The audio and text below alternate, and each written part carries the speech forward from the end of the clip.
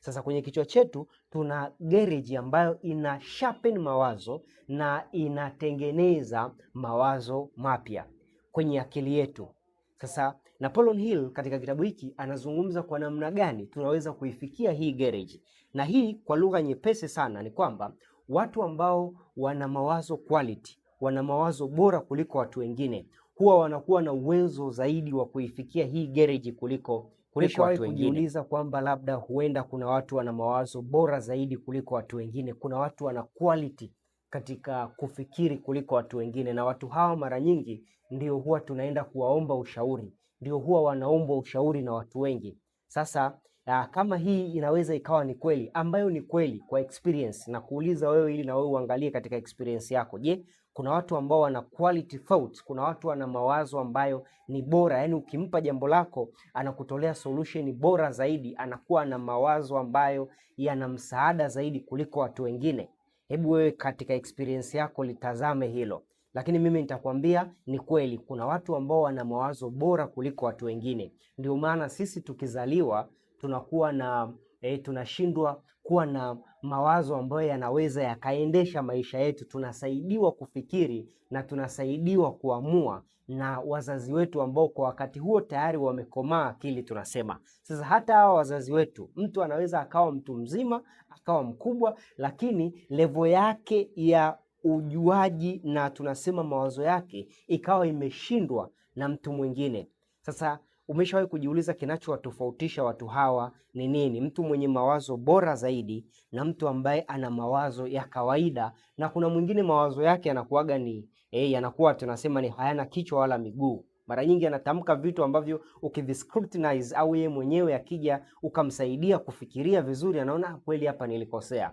Sasa na leo nataka tuzungumzie tuko na Napoleon Hill, Think and Grow Rich.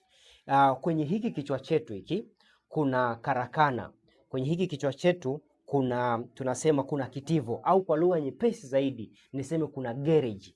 Garage ya maarifa. Katika hii garage, ni garage sio ya kurepea tu, bali ni ya kutengeneza pia, tunasema magari mapya. Sasa kwenye kichwa chetu tuna garage ambayo ina sharpen mawazo na inatengeneza mawazo mapya kwenye akili yetu.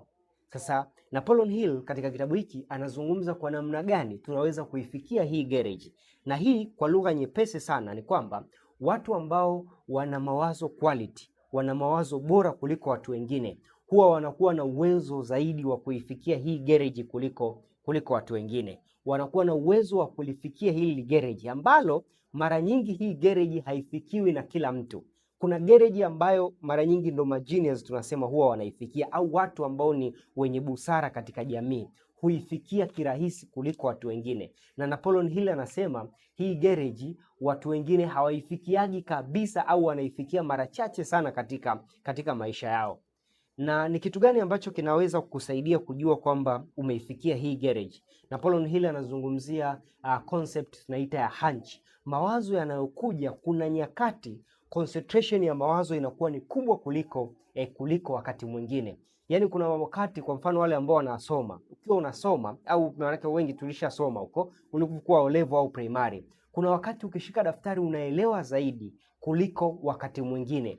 Maana yake kuna wakati akili yako inakuwa imetulia zaidi, inaweza kushika vitu vingi zaidi kuliko wakati mwingine. Na kuna wakati hata ukisoma masaa 5, masaa 10 hautopata tunasema vile vitu havitokaa kichwani. Akati kuna wakati mwingine ukisoma ndani ya muda mfupi sana unaweza ukashika vitu vingi. Na mfano mwingine ni ile ambao unakuta mitihani ikikaribia, kama kuna mtihani kesho, leo ukisoma vinakaa kichwani kirahisi kuliko kama mtihani ni mwezi wa 5 huko muda mrefu baadaye. Kwa nini? Ni kwa sababu ya hili karakana. Kwenye kichwa chetu kuna makarakana ambayo tunatakiwa tuwe katika state fulani, tuwe katika hali fulani ili tuweze kuyafikia, ili tuweze kulifikia lile karakana. Yaani ili tuweze kufikia ile karakana, ili tuzalishe mawazo ambayo ni quality. Ili tuzalishe mawazo ambayo ni quality, tunatakiwa tuweze kulifikia hili karakana. Na hili karakana halifikiki kirahisi.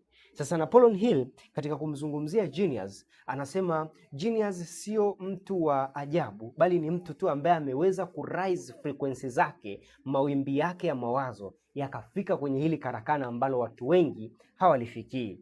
Na miongoni mwa vitu ambavyo vinasaidia kufika katika hili karakana, Napoleon Hill anazungumzia mambo mbalimbali, ikiwemo tunasema love, upendo. Ukiwa mtu akiwa yupo in love kwa namna fulani, hili karakana anaweza akalifika. Lakini vile vile mtu akiwa na hamu ya ngono, ili karakana anaweza akalifikia. Lakini vile vile mtu akiwa na uoga uliopitiliza, hili karakana anaweza akalifikia. Lakini vile vile mtu akiwa na maumivu yaliyopitiliza, hili karakana anaweza akalifikia. Lakini vile vile mtu akiwa na watu sahihi, wakawa wanazungumza, mastermind alliance, wanazungumza kwa pamoja, wanarushiana mawazo huku na kule, hili karakana mtu anaweza akalifikia. Na akilifikia atatoa quality thoughts. Naomba video hii isiwe ndefu. Tunaendelea kufanya uchambuzi.